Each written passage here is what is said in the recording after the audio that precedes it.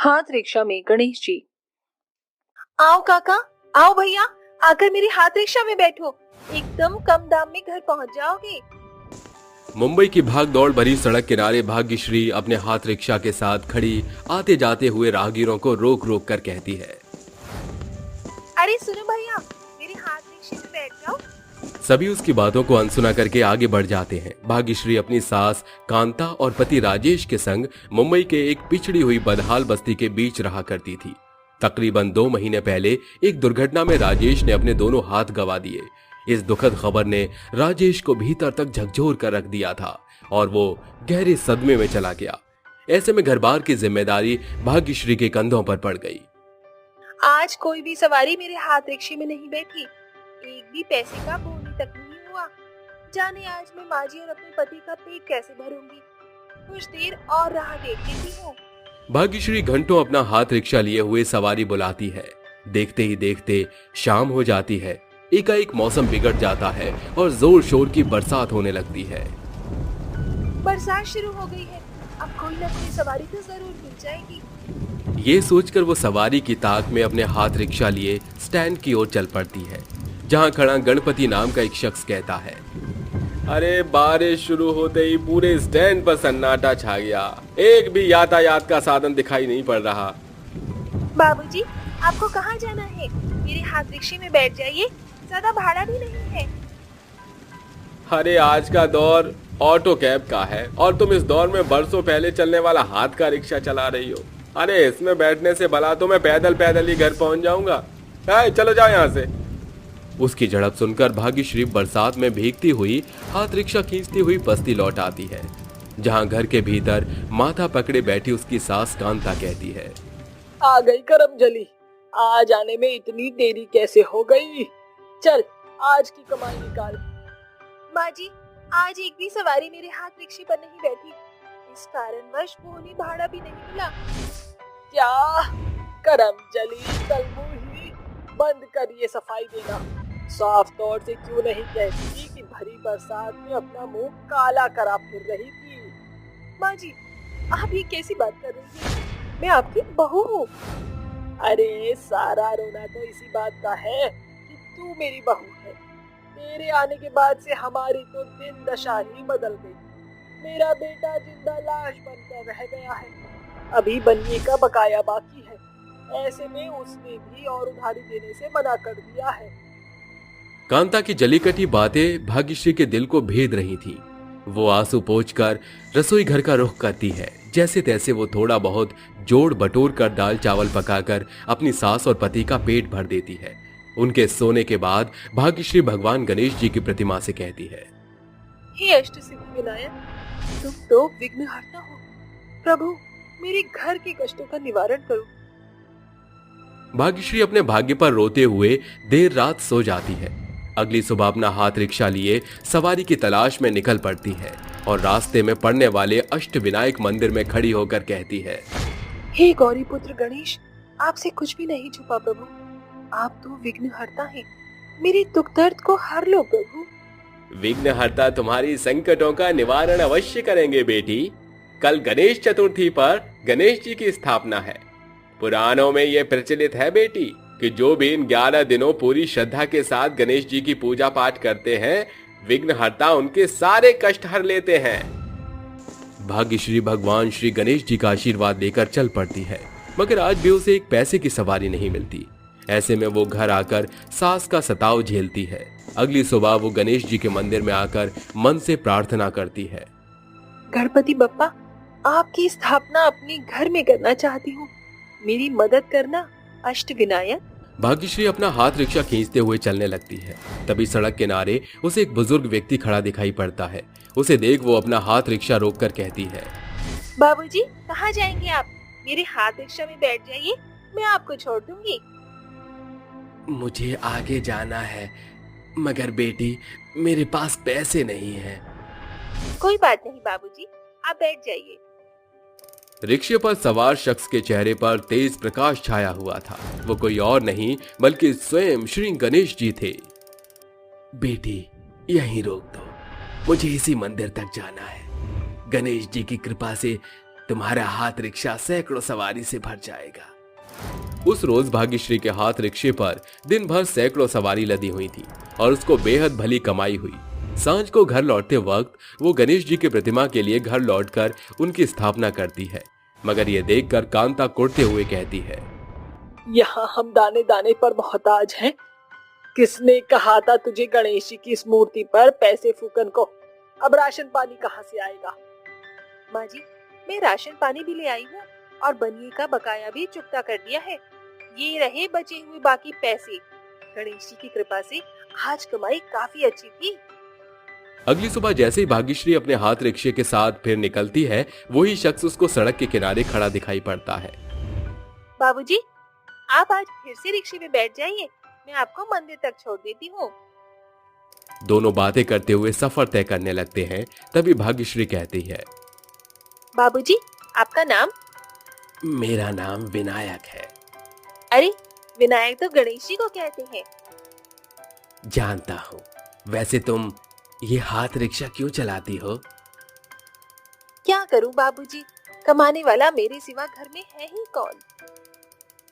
एक तो इतना भारी हाथ रिक्शा, ऊपर से सवारियों का भार उठाकर तुम्हारे हाथ नहीं थकते? मजबूरी में भारी बोझ भी हल्का नजर आता है बाबूजी। यहाँ हाथ रिक्शा मेरी कमाई का एकमात्र सहारा है।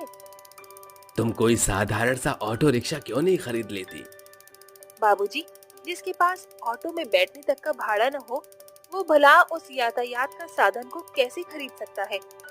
मैं हर दिन जितना भी कमाती हूँ, वो सारा परिवार का पेट भरने में ही गुजर जाता है। मगर मैं गणेश भगवान का शुक्रगुजार करती हूँ कि उनकी दया कृपा से पिछले 2 दिनों से मेरे घर पर गणेश भगवान की स्थापना हुई है। गुजरते दिनों के साथ भाग्यश्री की हाथ रिक्शे की कमाई बढ़ती जा रही थी, मगर उसकी पहली सवारी वही बूढ़े बाबूजी थे। बाबूजी, आपको पता है, हर एक दिन मेरे हाथ रिक्शा की पहली सवारी आप होते हैं और उसके बाद जैसे शिव शंभु सूद की कृपा हाथ रिक्शे पर बरसने लगती है। आपके जाने के बाद सैकड़ों सवारी मेरे रिक्शे पर बैठ कर जाते हैं। ये तुम्हारे श्रम का फल है भाग्यश्री। नहीं बाबूजी, ये मेरे श्रम से ज्यादा भगवान श्री गणेश की महिमा का श्रेय है। गणेश जी की स्थापना के 10 दिन पूरे होने के बाद 11वें रोज भाग्यश्री पूरी श्रद्धा से उनके विसर्जन की तैयारी करती है और कहती है, विघ्नहर्ता, अगर मैंने गणेश चतुर्थी को सच्ची श्रद्धा से किया है, तो आज जाते जाते मेरे घर के तमाम कष्टों का निवारण कर देना प्रभु। एकाएक गणेश जी की प्रतिमा सिर चक्र पर तेज चमक चकाचौंध होती है। प्रतिमा के भीतर से उसी बूढ़े बुजुर्ग का स्वरूप उभर कर आता है। बाबूजी, आप? फिर एकाएक वो एक दंत का रूप धरकर दाहिना हाथ बढ़ाकर कहते हैं, भाग्यश्री, तुम सदा अपने भुजबल की कमाई पर आश्रित रही। लाख तकलीफें सहकर भी तुम्हारा मेरे प्रति श्रद्धा भाव कभी नहीं घटा। तुम्हारा प्रेमी स्वभाव मुझे बेहद भाया है, इसलिए मैं प्रफुल्लित हूँ। तुम्हारे सारे विघ्न दूर होंगे। भगवान श्री कृष्ण जी के हाथों से सैकड़ों सोने के सिक्के उनके घर में बरस जाते हैं, जिसके बाद गौरी पुत्र गणेश मूर्ति में समाहित हो जाते हैं। भाग्यश्री विवेकपूर्ण उनका विसर्जन करती है और उन सिक्कों को बेचकर एक अच्छा आश्रय बनाकर अपने पति परिवार समेत रहने लगती है। मगर वो हर एक रोज अपने हाथ रिक्शा लिए उसी सड़क किनारे सुबह सवेरे इस आस से आती कि भगवान श्री गणेश उसके हाथ रिक्शे पर सवार होंगे। भूत और चुड़ैल का रेसिंग। दूर दराज एक बेहद ही घना जंगल था, जिसके भीतर अनेकों भूत और चुड़ैलों का समुदाय वास करता था। वो बारी बारी से हर रात शिकार भेद कर उन्हें जंगल में ले जाया करते थे। रात का अंधेरा घिर आने पर भूत की टोलियां चुड़ैल से कहती हैं, चलो चलो चुड़ैलो, आज आहार लाने की बारी तुम्हारी है। सभी चुड़ैल झुंड में उड़ती हुई बड़े से हाईवे पर आकर रुक जाती हैं। कुछ देर बाद पहाड़ सिंह नाम का एक शख्स ट्रक में सवार होकर वहाँ से गुजरता है। अरे छबीली, देख, वो चला रहा है हमारा शिकार। चल जल्दी से भेष बदल लेते हैं। चुड़ैल उसी पल एक खूबसूरत लड़कियों का भेष धरकर बीच सड़क पर खड़ी होकर पहाड़ सिंह को ट्रक रोकने का इशारा करती है। ओ गड्डी जांदी है छलांगा मार दी, मैनू याद आए मेरे यार दी। ओ गड्डी जांदी है छलांगा मार दी, मैनू याद आए मेरे यार दी। ओए नी जेड़ी रात चोए दो कुड़ी कितो चकूद पड़ी। पहाड़ सिंह नीचे उतर आता है। तभी दोनों चुड़ैल अपने भेष में आकर कहते हैं, जाने कौन सा हाथी ब्रांड खाता है ये गैंडा, जो हम चुड़ैल इसकी गर्दन धड़ पकड़ नहीं पा रहे। भूख से बेचैन चुड़ैल अपना विशाल कद धर कर उसे धर दबोचती हुई जंगल का रुख करती है और पहाड़ सिंह कहते हैं, ओए चुड़ैल जी, और रब दे वास्ते मैनू छड़ दियो। अरे छबीली चुड़ैल, लगता है सरदार जी की सांस अटकने को हो रही है। ओए मैं सिंपल सा बंदा, पर तुसी दोनों चुड़ैल मैनू फ्लाइंग जेट बना देता हैगा।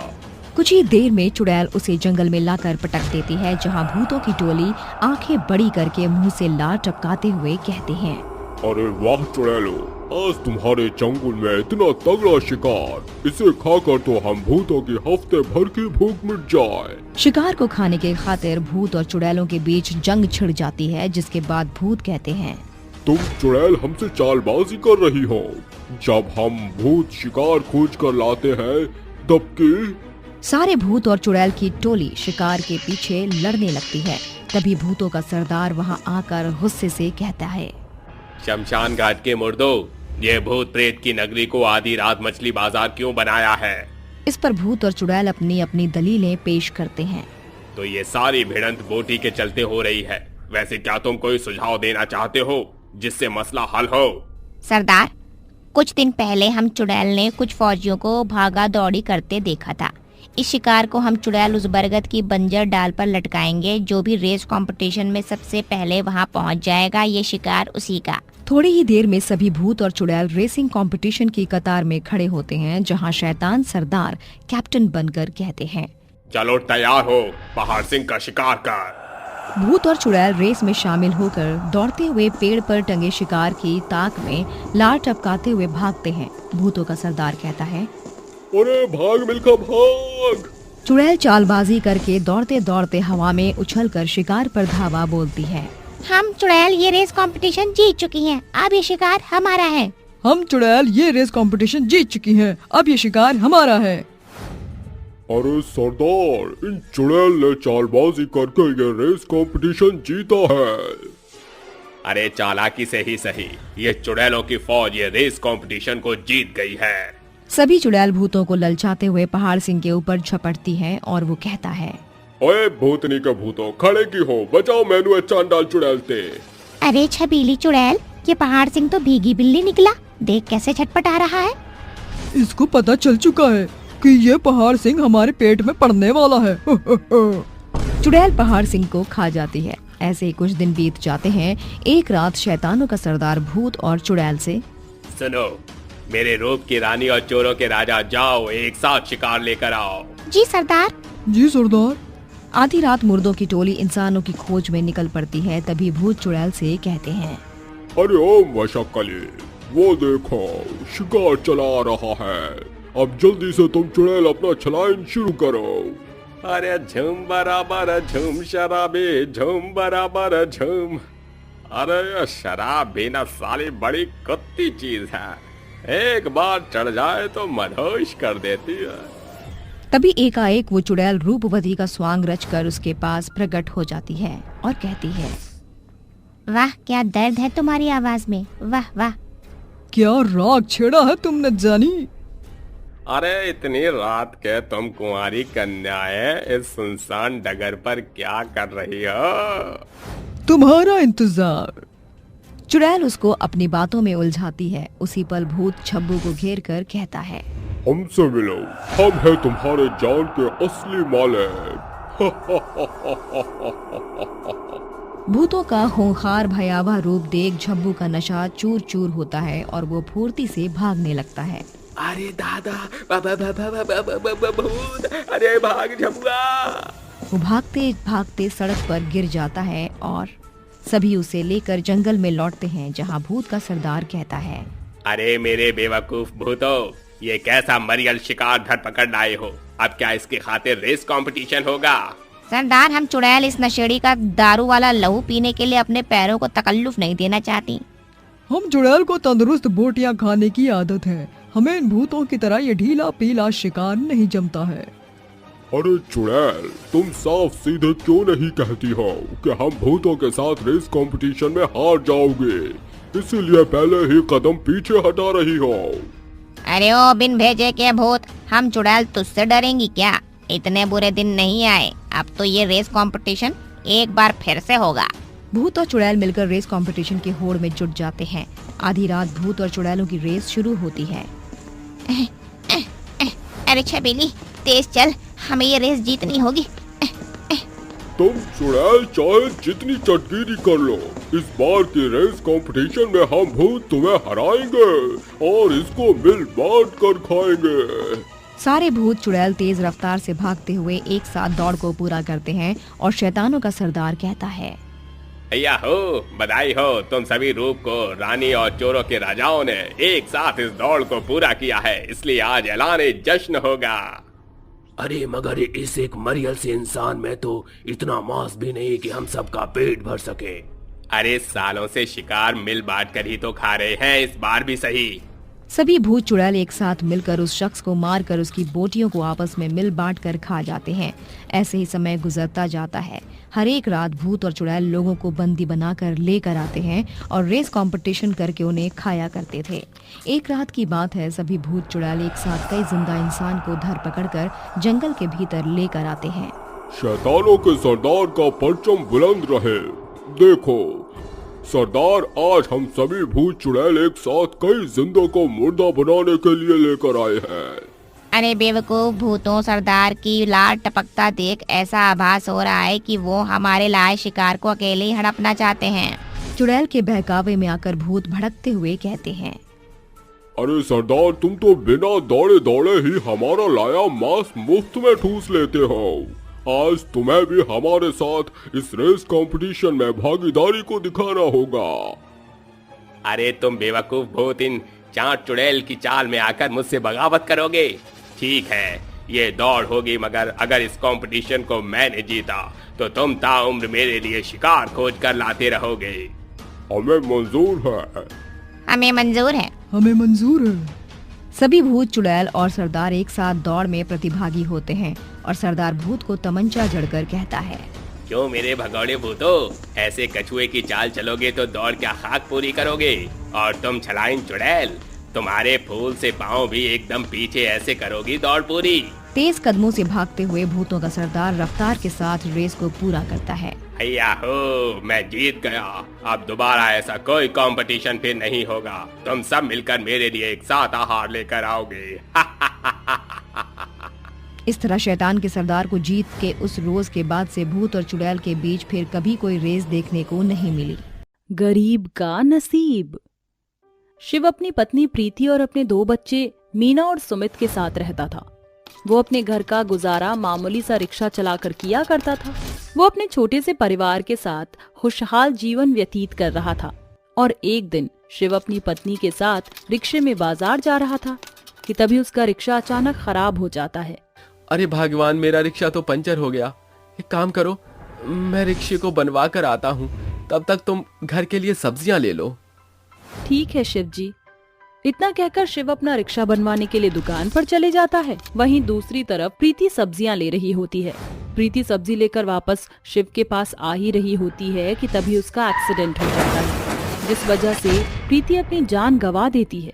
थोड़ी देर बाद जब शिव अपना रिक्शा बनवाकर मार्केट की तरफ आ रहा होता है, तब उसे वहां पर एक भीड़ दिखाई देती है। जब वह भीड़ के अंदर जाता है तब वह अपनी पत्नी प्रीति की लाश देखता है। प्रीति की लाश देखकर शिव को एक झटका सा लग जाता है और अपनी बीवी को पकड़कर वो फूट फूट कर रोने लगता है। थोड़ी देर बाद कुछ लोग प्रीति की लाश को उठाकर शिव के रिक्शे में रख देते हैं और उसके बाद शिव अपनी बीवी की लाश को लेकर अपने घर पहुंचता है। जब उसके 2 छोटे छोटे बच्चे ये देखते हैं तो बहुत रोते हैं। अगले 24 घंटे बाद शिव अपनी बीवी प्रीति की लाश का अंतिम संस्कार कर देता है। पिताजी, अब तो मम्मी हमारे बीच में नहीं रही, अब हमारी देखभाल कौन करेगा? हाँ पिताजी, हम लोगों को खाना बनाकर कौन खिलाएगा? बच्चों, आज से तुम्हारा ख्याल मैं ही रखूंगा। आज से तुम्हारी माँ मैं ही हूँ और पिता भी मैं ही हूँ। तुम्हें किसी भी चीज की जरूरत हो, बस एक बार मुझे बता दिया करना बेटा।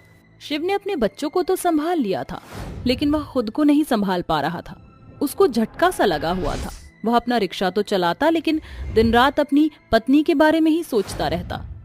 ऐसे ही कुछ समय बीत जाते हैं और एक दिन शिव रोड पर बेहोश हो जाता है। और जब उसको होश आता है तब वह अपने घर जाता है और घर जाकर सो जाता है। ये देखकर उसके बच्चे बोलते हैं, पापा पापा आपको क्या हो गया है?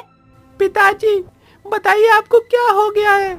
उनके इतना बोलने के बाद भी शिव कोई जवाब नहीं देता और बच्चों को जवाब ना मिलने पर, एक काम कर, तू डॉक्टर अंकल को बुला ले, वो देखकर इनका इलाज करेंगे। ठीक है, मैं अभी डॉक्टर अंकल को बुला कर लाता हूँ। इतना कहकर सुमित डॉक्टर को बुला कर ले आता है। थोड़ी देर तक डॉक्टर शिव का चेकअप करते हैं और उसके बाद डॉक्टर बच्चों से बोलता है, बच्चों तुम्हारे घर में कोई भी बड़ा नहीं है, इसलिए मैं तुम्हें ये बात बता रहा हूँ कि तुम अपने पिता का अच्छे से ख्याल रखा करो। और अगर तुम अपने पिता का ख्याल नहीं रखोगे तो तुम अपनी माँ की तरह इन्हें भी खो दोगे। पर कैसे डॉक्टर अंकल? क्योंकि तुम्हारे पापा बहुत ही ज्यादा चिंता ले रहे हैं और चिंता की वजह से उन्हें ब्रेन ट्यूमर होने की शिकायत है, इसलिए उन्हें चिंता लेने से रोको बेटा। इतना कहकर डॉक्टर वहाँ से चला जाता है। ये बात सुनकर मीना और सुमित बहुत ही रोने लगते हैं और आपस में एक दूसरे से बोलते हैं, दीदी हम पिताजी को कोई भी चिंता नहीं करने देंगे। हाँ सुमित, तुम सही बोल रहे हो। अगर हमने पिताजी को चिंता में रहने दिया तो पिताजी भी हमें माँ की तरह छोड़कर चले जाएंगे। उन दोनों की ये बात शिव सुन लेता है और ये सुनकर उसकी आंखों में आंसू आ जाते हैं। अगले दिन जब से शिव अपना रिक्शा चलाने के लिए जाता है, तभी वहाँ पर उसके बच्चे भी पीछे पीछे आने लगते हैं। उनको पीछे देखकर शिव उनसे बोलता है, बच्चों तुम मेरे पीछे पीछे क्यों आ रहे हो?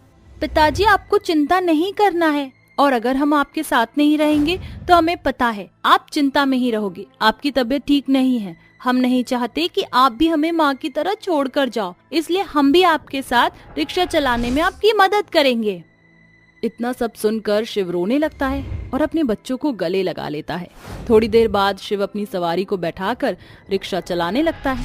ऐसे ही कुछ दिन बीत जाते हैं और उनके बच्चे उसके साथ रिक्शा चलाने में उसकी मदद करते हैं। शिव आए दिन कमजोर होता ही जा रहा था और ऐसे ही एक बार शिव के रिक्शे पर एक बड़ा ही नेक और दयालु इंसान बैठता है। आगे से शिव रिक्शा चला रहा था और पीछे से दोनों बच्चे उस रिक्शे को धक्का मार रहे थे। ये देखकर वह आदमी बच्चों से पूछता है, अरे बच्चों, जब तुम्हारे पापा रिक्शा चला रहे हैं तो तुम पीछे से रिक्शे को धक्का क्यों दे रहे हो? अंकल जी, मेरे पिताजी बीमार हैं और वो रिक्शा ज्यादा नहीं चला पाते हैं, इसलिए हम पीछे से धक्का मार के उनकी मदद करते हैं। बच्चों की ये बात सुनकर उस भले आदमी की आंखों में आंसू आ जाते हैं और वो शिव से बोलता है, भैया आपका नाम क्या है? जी मेरा नाम शिव है। भैया शिव, तुम्हारे बच्चे सच में एक अनमोल रतन है और तुम्हारे पास एक नहीं दो अनमोल रतन है। तुम इसको कभी भी मत खोना। थोड़ी देर बाद वह आदमी अपने घर आ जाता है और अपने घर के बाहर खड़े होकर शिव से बोलता है, भाई तुम्हारे बच्चों ने मेरा दिल जीत लिया है। तुम्हारे बच्चों के नाम पर मैं तुम्हें एक छोटा सा गिफ्ट देना चाहता हूँ, तुम उसे लेने से मना मत करना। जी बिल्कुल। शिव के इतना कहते ही वो भला आदमी शिव को एक ऑटो दे देता है। ये देखकर शिव बोलता है, अरे नहीं साहब, मैं ये नहीं ले सकता। तुम बीमार लगते हो शिव, तुमने कभी ये सोचा अगर तुम्हें कुछ हो गया तो तुम्हारे इन छोटे छोटे बच्चों का क्या होगा? तुम आगे रिक्शा चलाते हो, पीछे तुम्हारे बच्चे रहते हैं, अगर उन्हें ही कुछ हो गया तो तब तुम क्या करोगे? आत्मसम्मान अच्छी बात है और मैं तुम्हारे आत्मसम्मान की रिस्पेक्ट भी करता हूँ, पर तुम अपने बच्चों के बारे में जरा सा सोचो, तुम्हारे सिवा उनका इस दुनिया में कोई भी नहीं है। उसकी इस बात से शिव सहमत होता है और उस आदमी के द्वारा दिए गए ऑटो को रख लेता है और धीरे धीरे करके अब वह अमीर होने लगता है और वह खुशी से रहने लगता है। थोड़े दिन बाद जब उसके पास थोड़े पैसे होते हैं तब ऑटो के पैसे वह उस भले आदमी को दे देता है और खुशी से अपने बच्चों के साथ रहने लगता है। भूतिया परिवार। ओहो, कितनी जोर जोर से बारिश हो रही है। क्या इस बारिश को भी आज ही होना था? आखिर मेरे साथ ही ऐसा क्यों होता है? तभी एक लाल रंग की कार छाया के घर के एकदम सामने रुकती है, जिसके अंदर एक बहुत ही स्मार्ट और डैशिंग सा लड़का बैठा होता है। उसे देखकर छाया बहुत खुश होती है और छाता लेकर उसकी गाड़ी में बैठ जाती है। जिसके बाद वह उससे कहती है, तुमने तो काफी देर लगा दी आने में, देखो कितनी जोर से बारिश हो रही है, लगता है हमें आज अपना प्लान कैंसिल करना पड़ेगा। डोंट वरी बेबी, मैं तुम्हें कश्मीर की वादियां जरूर दिखाऊंगा और तुम देखना ये बारिश तो अभी खत्म हो जाएगी। वैसे मैंने एक बहुत अच्छा रेस्टोरेंट बुक करा लिया है, फिलहाल हम वहीं चल रहे हैं। रुद्राक्ष कार स्टार्ट करता है, जिसके बाद वो छाया को रेस्टोरेंट ले जाने के लिए निकल जाता है। रेस्टोरेंट के रास्ते में बहुत ही ज्यादा घना जंगल था जहाँ से वो लोग गुजर रहे थे। इतनी सुनसान जगह को देखकर छाया रुद्राक्ष से कहती है, ये कैसी जगह है, यहाँ तो कोई भी नहीं दिख रहा है, मुझे बहुत अजीब सा महसूस हो रहा है। तुम डर क्यों रही हो, मैं तुम्हारे साथ हूँ ना, तुम मुझ पर भरोसा रखो। रुद्राक्ष कुछ ही देर में रेस्टोरेंट के बाहर गाड़ी लगा देता है, जिसके बाद जब छाया रेस्टोरेंट को बाहर से देखती है तो वो उसे देखती ही रह जाती है और रुद्राक्ष से कहती है, ये तो बहुत ही बड़ा रेस्टोरेंट है, इसके अंदर तो बहुत ही प्यारे कमरे होंगे। हाँ बिल्कुल, आखिरकार मैंने ये तुम्हारे लिए ही चुना है। चलो अब अंदर चलते हैं। वो दोनों रेस्टोरेंट के अंदर जाते हैं, लेकिन रेस्टोरेंट में उन्हें कोई भी दिखाई नहीं देता। रेस्टोरेंट अंदर से बहुत खूबसूरत होता है। तभी वहाँ एक अजीब सा दिखने वाला बुढ़ा आदमी उनके पास आता है और उन्हें चाबी देते हुए कहता है, आज सभी लोगों की छुट्टी है, ये लीजिए चाबी, आपका कमरा यहाँ से तीसरे फ्लोर पर है। उस बूढ़े आदमी को देखकर छाया को बहुत ही अजीब महसूस होता है, लेकिन रुद्राक्ष उसे अपने साथ फ्लोर पर ले जाता है। जिसके बाद जैसे ही रुद्राक्ष चाबी से कमरा खोलता है और दरवाजा खोलते ही उसके अंदर से एक बहुत ही भयानक काली बिल्ली बाहर निकलती है, जिसकी एक आंख में से खून निकल रहा होता है। छाया उसे देखकर बहुत डर जाती है।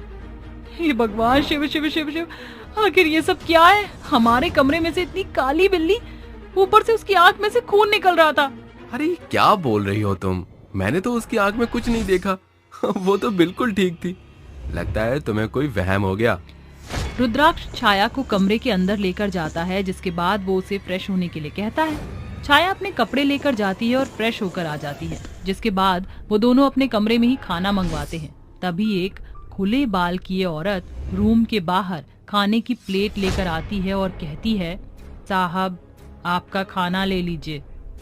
रुद्राक्ष जब उस औरत को देखता है तो उसके अंदर से बहुत ही गंदी स्मेल आती है, इसलिए वो खाना लेकर तुरंत दरवाजा बंद कर देता है। जिसके बाद वो छाया के साथ खाना खा लेता है। खाना खाते ही छाया को उल्टी हो जाती है और उसकी उल्टी के अंदर लोहे की कीलें निकलती हैं, जिसे देखकर छाया बहुत डर जाती है।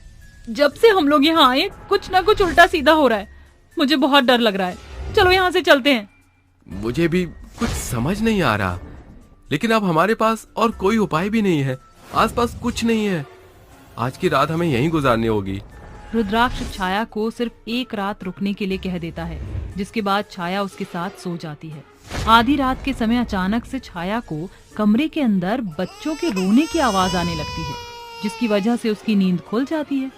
जैसे ही वह उठती है, उसके सामने दो बच्चे खड़े होते हैं, जिनके मुंह से खून निकल रहा होता है और उनके पैर उल्टे होते हैं। उन्हें देखते ही छाया जोर से चिल्लाने की कोशिश करती है, लेकिन उसकी आवाज नहीं निकलती। वो दोनों बच्चे उसकी तरफ बढ़ने लगते हैं, लेकिन तभी छाया को एक आवाज आती है, छाया क्या हुआ, उठो छाया उठो। जैसे ही छाया आंखें खोलती है, उसे अपने सामने रुद्राक्ष दिखाई देता है। अरे छाया, तुम जोर जोर से चीख क्यों रही थी, कोई बुरा सपना देखा है क्या तुमने? हाँ, बहुत बुरा सपना था। मैंने दो बच्चों को अपने सामने देखा था, जिनके पैर उल्टे थे और उनके मुंह से खून निकल रहा था। लगता है वो दोनों बच्चे मरे हुए थे और उनकी आत्मा इस कमरे में भटक रही थी। पागल हो गई हो क्या तुम छाया?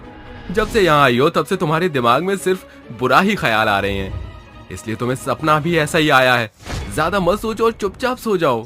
रुद्राक्ष छाया को जबरदस्ती सुलाने की कोशिश करता है। इतने में अचानक से कोई उनके ऊपर की चादर को खींच लेता है और रुद्राक्ष के पैर पकड़ता हुआ कमरे के बाहर ले जाता है। देखते ही देखते रुद्राक्ष गायब हो जाता है। दूसरी तरफ छाया जोर जोर से रोने लगती है और रुद्राक्ष को ढूंढती हुई बाहर आती है, लेकिन रुद्राक्ष उसे कहीं भी दिखाई नहीं देता। रुद्राक्ष, रुद्राक्ष, तुम कहाँ हो? देखो मुझे बहुत डर लग रहा है, जल्दी मेरे पास आ जाओ।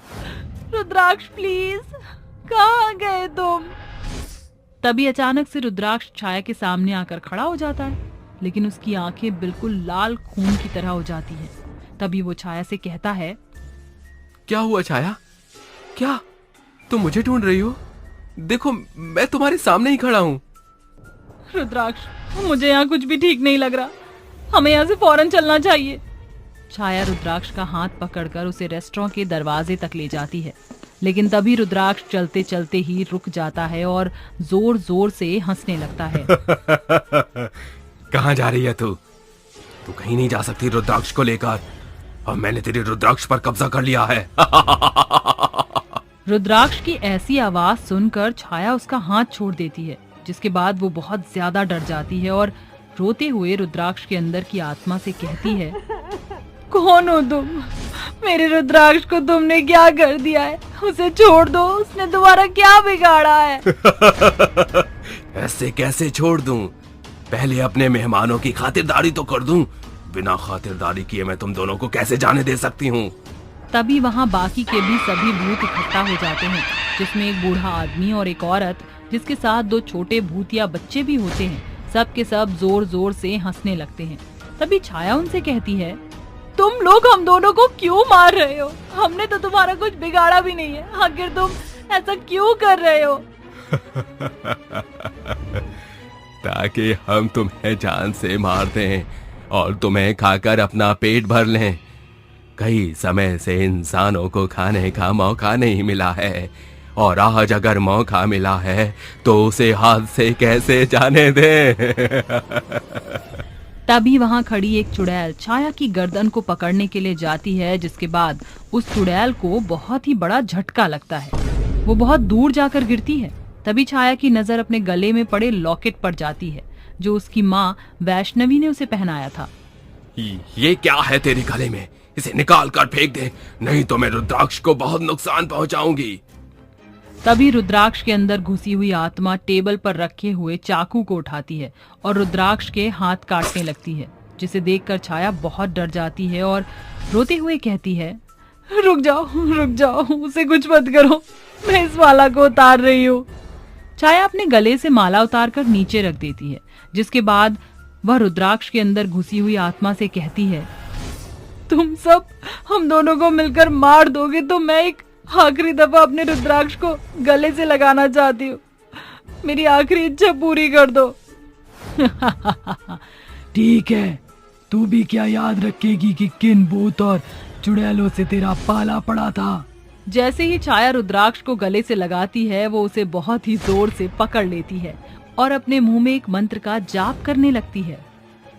जटाटवी गलज्ज्वला प्रवाह पावित स्थले गलेव लंब लंबिताम भुजंग तुंग मालिकाम डमट डमट डमन निनाद वड मरवयम चकार चंड तांडवम तनोतु नः शिवः शिवम।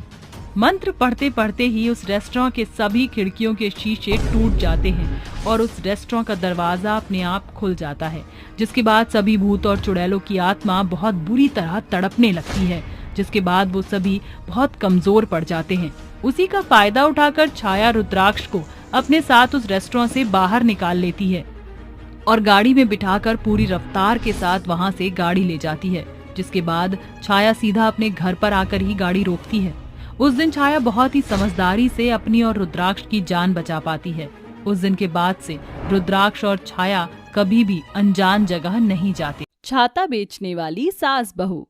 एक गांव में बुधिया और प्रज्वल नाम के 2 बाप बेटे अपनी पत्नियों समेत एक पुराने कच्चे मकान में गुजर बसर करते थे। वह दोनों खेतीबाड़ी के काम में निपुण थे। पूरा गांव सूरज की लाली के आगोश में था।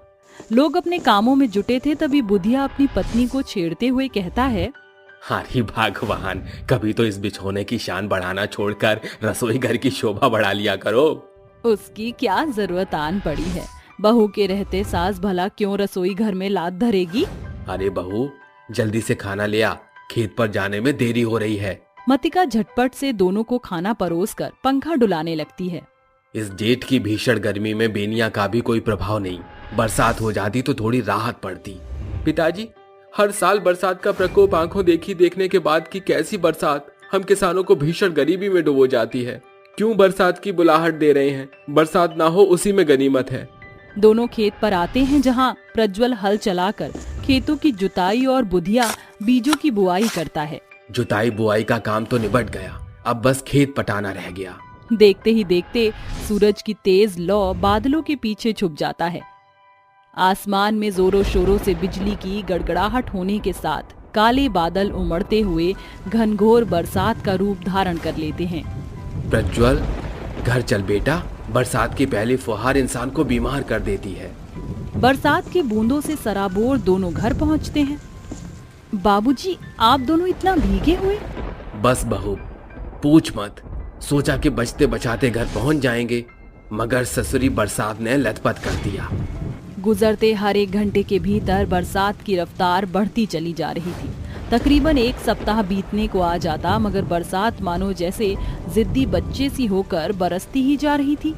जाने खेत की फसल का क्या हाल होगा, चलकर मुआयना करना चाहिए। दोनों बरसात के आतंक को देखते हुए खेत का दौरा करने पहुंचते हैं।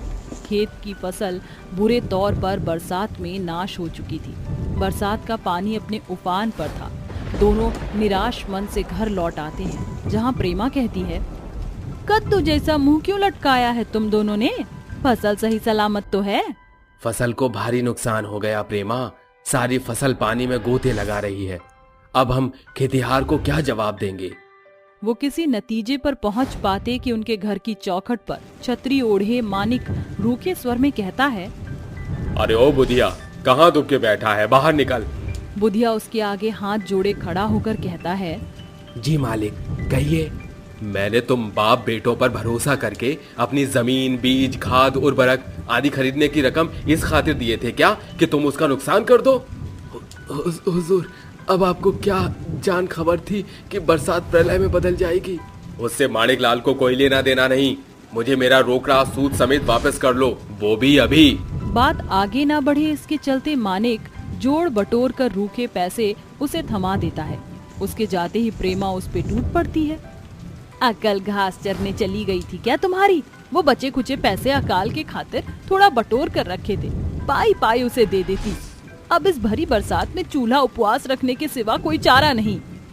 दोनों बाप बेटे बरसात की बौछार में काम की तलाश में निकलते हैं, मगर अफसोस की उन्हें छुच्छे हाथ लौटना पड़ता है। ऐसे में उनके खाने के भी लाले पड़ जाते हैं, जिसे देखते हुए मतिका चिंता जाहिर करते हुए कहती है, सासू माँ, पिताजी और प्रज्वल दोनों ही प्रचंड बेरोजगारी से जूझ रहे हैं। घर के हाल बद से बदतर हो चुके हैं। अब हमें ही घर से बाहर कदम रखना होगा। बहू, बाहर का मंजर देख, पूरा गांव मेघालय और मोहसिन राम बन चुका है, और इस बरसात में हम कर भी क्या सकते हैं? माँ जी, ये बरसात हमारी कमाई के सुनहरे मौका बनकर आया है। हमारे गांव के हजारों लोग की तादाद है, मगर छतरी गिने चुने रईस लोगों के पास ही है। क्यों ना हम छतरी बनाकर उन्हें बेचें? तेरी सोच तो सराहनीय है बहू, मगर हमारे पास एक छतरी खरीदने के पैसे नहीं तो छाते का कारोबार कैसे करेंगे? माँ जी, बरसात में सारा धंधा मंदा होता है। मुझे छतरी बनाना बखूबी आता है। मैंने इस भाड़ में कुछ पैसे अलग से जोड़ कर रखे हैं, इनसे हम छतरी बनाने का सामान खरीदेंगे। मतिका झटपट से छतरी बनाने का सामान मोल ले आती है और प्रेमा को छाता बनाना सिखाती है। छाते बनाकर वह उन्हें बेचने निकलती है। बहू, बरसात तो उफान पर है। लगता है अपनी बनाई पहली छतरी का शुभारंभ हमको ही करना होगा। दोनों एक एक छाता ओढ़कर सड़क के एक छोर पर खड़ी चिल्लाती हैं, बरसात में भीगने के बजाय बरसात से बेचने का उपाय सस्ता। छाता ले लो, एकदम सस्ता छाता ले लो। कुछ देर के बाद एक आदमी भीगा हुआ उनके पास आकर कहता है, अरे ओ छतरी वाली, कितने का बेच रही हो ये छतरी? एकदम सस्ता है भाई जी, 25 रुपए एक छतरी। इसमें एक साथ 3 जन समा सकते हैं। ढांचा भी बहुत टिकाऊ है। अरे, इसकी गुणवत्ता बाद में गिनवाना, पहले मुझे छाता दो। ये आसमान के ओले शोले बनकर मेरी पीठ को छलनी कर रहे हैं। मतिका खुश मन से छतरी को बेचकर मिले पैसे को निहार कर कहती है, माँ जी, ये हमारे बनाए छतरी की पहली बोनी है। दोनों सास बहू गांव देहात घूमती हुई और भी कई छतरियों की बिक्री करती हैं और निश्चित कमाई से राशन खरीद कर घर आकर खाना पकाती हैं। पिताजी, ये लीजिए, गर्मा गर्म खाना शुरू कीजिए। मगर बहू, घर में तो अनाज का एक दाना भी नहीं था, फिर ये? बाबूजी, मैंने और सासू माँ ने छतरी बेचने का काम शुरू किया है। ये खाना उसी कमाई से है। सभी साथ बैठकर खाना खाते हैं। सास बहू सूर्योदय से पहले जागकर अनेकों छतरियों का निर्माण करती हैं। बहू, क्यों ना गांव देहात घूमने के बजाय आज हम इन बनाई छतरियों को बाजार में बेचें। गांव देहात के सारे लोग साग सब्जी खरीदने बाजार तो आ ही रहे होंगे। दोनों छतरियों को लेकर बाजार के एक पेड़ के नीचे बैठकर उन्हें बेचने के खातिर आवाज लगाती हैं। आओ आओ और खरीदो टिकाऊ मजबूत काली छतरियां एकदम सस्ते भाव में। उनके एकदम सामने भागीरथ का एक छतरी का व्यापारी बैठा था, जो उन्हें देख भौं चढ़ाकर कहता है, ये दो औरतें जाने कहां से मेरा धंधा चौपट करने आ गईं, मगर ये जानती नहीं कि यहाँ के लोग सिर्फ मुझसे छाता खरीदते हैं। आओ और ले जाओ मजबूत मखमली छाते 100 टके में एक जोड़ा। आओ भाइयों बहनों और ले जाओ 50 रुपए के टिकाऊ मजबूत छतरी का जोड़ा। छतरी का कम दाम सुनते ही ग्राहक उनको चारों ओर से घेर लेते हैं।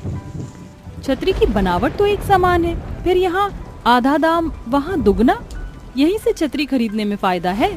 गिरिजा समेत और भी जन छतरियों को खरीदने लगते हैं, जिसे देख भागीरथ आग बबूला होकर खुद में बोलता है, ये ग्राहक ना एकदम दल बदल पार्टी के नाई हैं। सस्ता देखकर चुनाव करने भिड़ जाते हैं।